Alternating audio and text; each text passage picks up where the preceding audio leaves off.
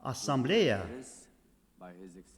indi Azərbaycan Respublikasının prezidenti zat əlləri cənab İlham Əliyevin nitqini dinləyəcəkdir. Mən protokoldan xahiş edirəm, zat-ı alilərini kürsüyə nitq söyləmək üçün müşahidə etsin.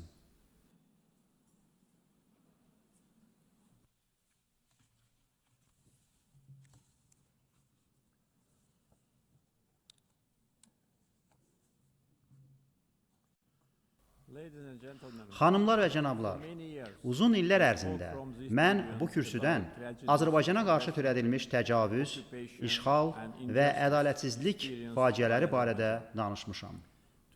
Bugün isə qələbə və sülhə aparan uzun yolumuzdan, Azərbaycan tarixində yeni dövrdən, vətənin azadlığı üçün müharibə ilə işğala necə son qoyduğumuzdan, sülhü siyasi vasitələrlə necə təmin etməyimizdən danışacağam.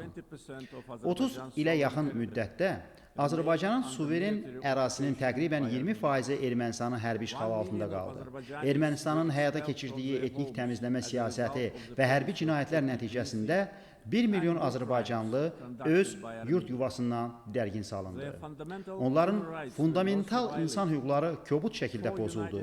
Birləşmiş Millətlər Təşkilatının Təhlükəsizlik Şurasının 1993-cü ildə qəbul etdiyi 4 qətnamədə Ermənistan silahlı qüvvələrinin işğal olunmuş ərazilərdən dərhal, tam və qeyd-şərtsiz çıxarılması tələb olundu.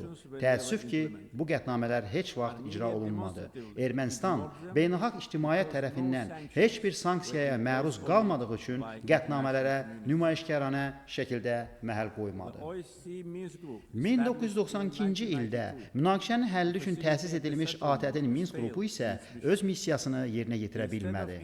Onun həmsədrləri beynəlxalq hüququn norma və prinsiplərini təmin etmək əvəzinə status quo-nu qoruyub saxlamağa və münaqişənin dondurulmasına çalışdılar. 2020-ci ildə 30 ilə yaxın müddətdə davam edən səmərəsiz danışıqlardan sonra Azərbaycan BMT nizamnaməsinin 51-ci maddəsinə uyğun olaraq özünü müdafiə hüququndan istifadə etməyə məcbur oldu. Ermənistan müharibə zamanı şəhərlərimizə və kəndlərimizə ballistik raketlər atdı. Onları kasetli mərmilərlə bombaladı, 100-dən çox günahsız mülki vətəndaşımızı qətlə yetirdi. Azərbaycan isə müharibəni beynəlxalq humanitar hüquqa tam riayət etməklə apardı. Biz mülki şəxslərin mühafizəsini təmin etdik, qeyri-hərbi infrastrukturu hədəfə almaqdan çəkindik. 44 günlük vətən müharibəsi zamanı silahlı qüvvələrimiz işğal altındakı əraziləri azad etdi və Azərbaycanın ərazi bütövlüyünü beynəlxalq hüquqa və BMT-nin Təhlükəsizlik Şurasının müvafiq qətnamələrinə uyğun olaraq bərpa etdi. 10 noyabr 2020-ci il Ermənistanın kapitulyasiyası və təqribən 30 ilə yaxın işğaldan sonra Azərbaycan ərazi bütövlüyünün bərpası kimi tarixə düşdü. Azərbaycan zəfər müharibəsindən dərhal sonra ərazi bütövlüyü və suverenliyin qarşılıqlı şəkildə tanınması əsasında Ermənistanla münasibətlərdə yeni səhifə açmağa hazır olduğunu bəyan etdi. Biz beynəlxalq hüquqa əsaslanan 5 təməl prinsip irəli sürdük. Sülh müqaviləsi layihəsini təqdim etdik. Daha sonra layihə mətni üzrə 2022-ci ilin oktyabrından 2025-ci ilin yayına qədər davam edən danışıqlar prosesi bizim təşəbbüsümüzlə başladı. Müxtəlif təxribatlara baxmayaraq, danışıqlar yalnız iki tərəfli əsasda aparıldığına, hər hansı bir kənar müdaxilə olmadığına görə müsbət nəticələr verdi.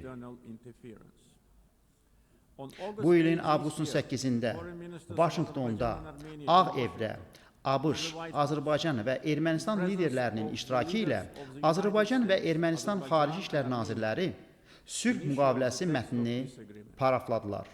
Eyni gündə Azərbaycan Prezidenti və Ermənistan Baş Naziri birgə bəyanat imzaladılar.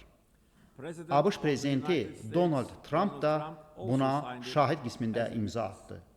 Bundan əlavə, Azərbaycan və Ermənistan artıq sülh prosesinə aidiyyəti olmayan köhnəlmiş mexanizm kimi ATƏT-in Minsk qrupunun və əlaqədar strukturlarının bağlanması üçün birgə müraciət ünvanladılar. Beləliklə, 1 sentyabr tarixində ATƏT bu strukturların bir dəfəlik bağlanması barədə qərar qəbul etdi. Regional bağlantılar davamlı sülh istiqamətində baxışlarımızın əsasını təşkil edir. Washington sammitinin mühüm nəticələrindən biri də Zəngəzur dəhlizindən maneəsiz keçidi təmin edəcək və regional bağlantıları möhkəmləndirəcək beynəlxalq sülh və rifah naminə Trump marşrutudur. Washington sammiti həmçinin Azərbaycan-ABŞ münasibətlərində yeni mərhələnin başlanmasına işarədir. Azərbaycanla Birləşmiş Ştatlar arasında strateji tərəfdaşlıq xartiyasının hazırlanması məqsədi ilə strateji işçi qrupunun yaradılması haqqında iki hökumət arasında anlaşma memorandumunu Prezident Donald Trump ilə birgə imzaladıq. Bu, siyasi, iqtisadi, enerji, regional bağlantılar, müdafiə, təhlükəsizlik və digər sahələrdə tərəfdaşlıq üçün yeni üfüqlər açır.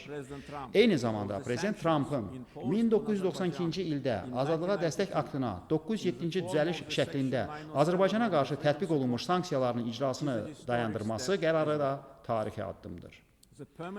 ABŞ Konqresinin 907-ci düzəlişi bir dəfəlik ləğv etməsi ikili standartların mirasına son qoymaqla Azərbaycanın qlobal təhlükəsizlik və sabitliyə töhfə verdiyi bir dövrdə etimad və əməkdaşlığı möhkəmləndirərdi.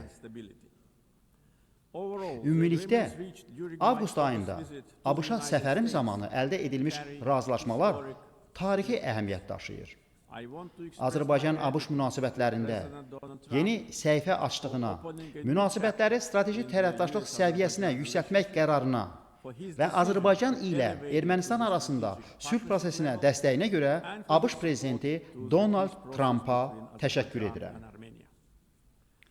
Azərbaycan 2020-ci ildə Vətən müharibəsində qələbədən dərhal sonra azad edilmiş ərazilərdə geniş miqyaslı yenidən qurma proqramına start verdi. Ermənistan işğal dövründə yüzlərlə şəhər və kəndimizi yerlə yeksan etdi. 65 məscidi məqsədli şəkildə dağıtdı. Hərbi cinayətkarlar tərəfindən 30 ilə yaxın müddətdə idarə olunan Ermənistanın siyasəti bu idi. Biz isə yerlə bir edilmiş kənd və şəhərləri yenidən qururuq. Böyük qayıdış proqramı çərçivəsində artıq 50 mindən çox insan azad edilmiş torpaqlarda yaşayır, işləyir və təhsil alır. Post-münaqişə dövründə Azərbaycan qarşısında duran ən ağır humanitar problemlərdən biri də Ermənistanın işğalı dövründə yerləşdirilmiş minaların yaratdığı təhlükədir.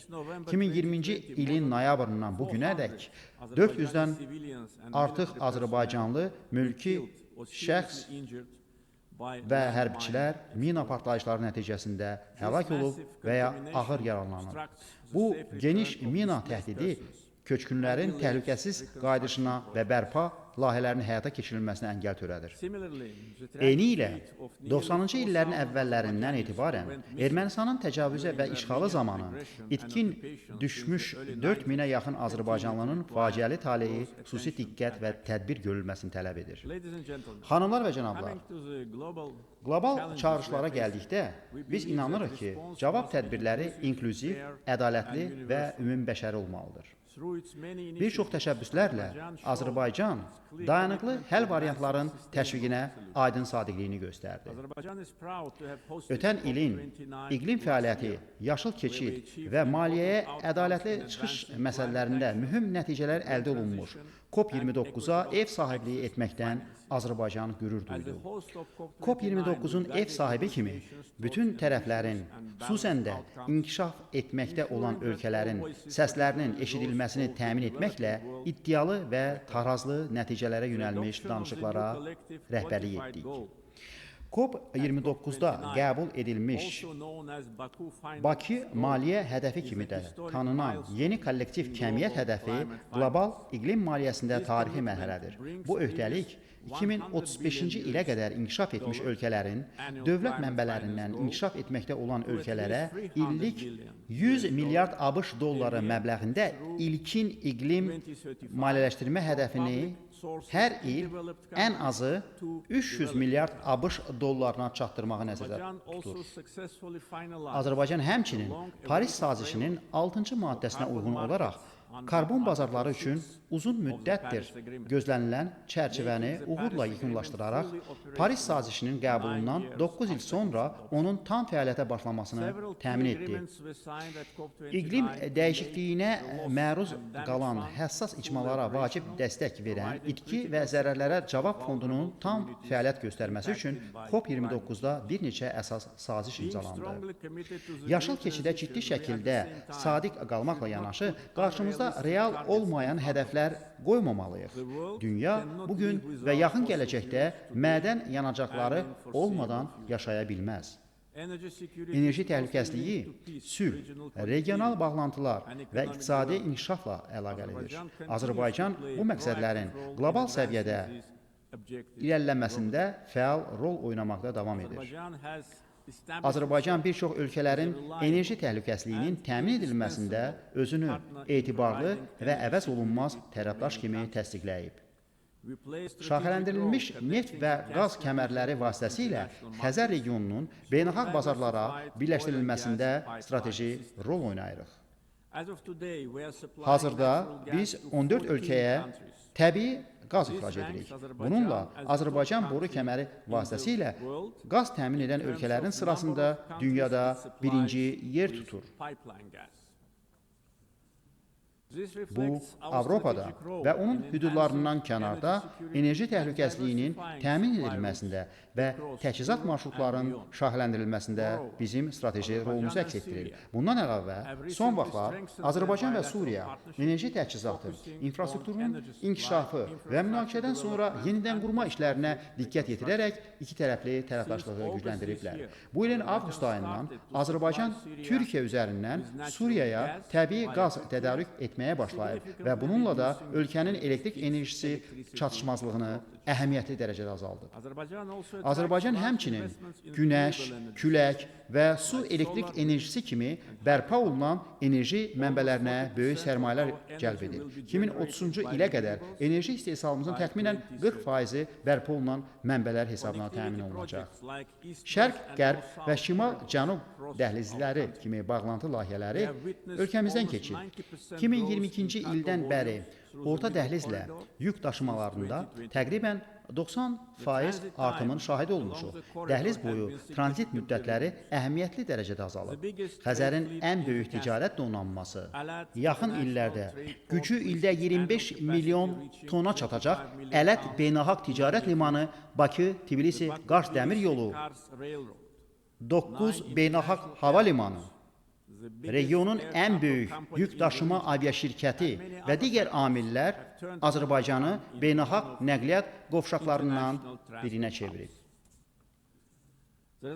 Rəqəmsal bağlantılar sahəsində əməkdaşlıq üçün böyük potensial mövcuddur. Azərbaycan rəqəmsal İpək yolu kimi əhəmiyyətli layihə vasitəsilə rəqəmsal transformasiya təşəbbüsünü irəlilədir. Bu layihəyə Azərbaycanın əsas regional rəqəmsal mərkəzə çevrilməsinə şərait yaradacaq Xəzər dənizinin dibi ilə qabaqcıl fiber optik kabel şəbəkəsinin qurulması planları da daxildir. Azərbaycan neft və qaz sektorundan əlavə iqtisadiyyatının şaxələndirilməsinə, qeyri-neft sektorunun inkişafına, islahatlar və şəffaflıq vasitəsilə investisiya mühitinin yaxşılaşdırılmasına diqqət yetirməklə mühüm iqtisadi artıma nail olub. Yoxsulluğun və işsizliyin tarixi minimum həddə 5%-ə endirilməsi ölkəmizin daha bir nailiyyətidir. Bu yaxınlarda iki aparıcı beynəlxalq reyting agentliyi Moody's və Fitch Azərbaycanın reytingini artırdı. Çox güclü xarici balans, aşağı dövlət borcu və suveren fondun böyük aktivləri əsas güclü tərəflər kimi göstərilməklə Azərbaycana sərfəli investisiya dərəcəsi verildi. This underscores Bu, our ölkəmizdə economic iqtisadi resilience, dayanıqlığın, strong güclü fiscal fiskal discipline, intizamın and və favorable əlverişli investment investisiya climate. mühitinin səviyyəsini Our təsdiq foreign edir. debt is Xarici only borcumuz ÜDM-in cəmi 6.5% 6,5%-ni təşkil edir ki, which is bu da one of the dünyada lowest in the ən world. aşağı göstəricilərdən biridir. Azərbaycan's Azərbaycanın foreign valyuta exchange ehtiyatları exceeds xarici its borcumuzdan foreign debt təxminən almost 16 16 dəfə times. artıqdır. Back in 2022-ci 2022, ildə at the summit of Xəzər yanı Casper dövlətlərin Regional dövlət States, başçılarının zirvə I görüşündə raised the issue Xəzər of dənizində environmental ətraf mühitin degradation pozulması of the məsələsini Caspian qaldırdım. Sea. Today's Bugün situation vəziyyət is much daha worse. acınacaqlıdır. Caspian Sea Xəzər dənizi is sürətlə shrinking rapidly. azalır. The main Əsas reason səbəb isə is not iqlim climate. dəyişməsi deyil, Joint efforts gözlənilməz of littoral nəticələri states ilə are needed ekoloji faciəni dayandırmaq üçün catastrophe. Xəzər yanı dövlətlərin bir səyləri zəruridir. Azərbaycan həmçinin həmin problemin həlli üçün BMT ilə sıx əməkdaşlığa hazırdır. Ladies and gentlemen, Xanımlar və cənablar, Azerbaijan is proud of Azərbaycan qlobal səviyyədə humanitar yardım səyləri ilə qürur duyur. Biz təbii fəlakətlərdən, münaqişələrdən və səhiyyə sahəsində böhranlardan zərər çəkən ölkələrə yardım göstəririk.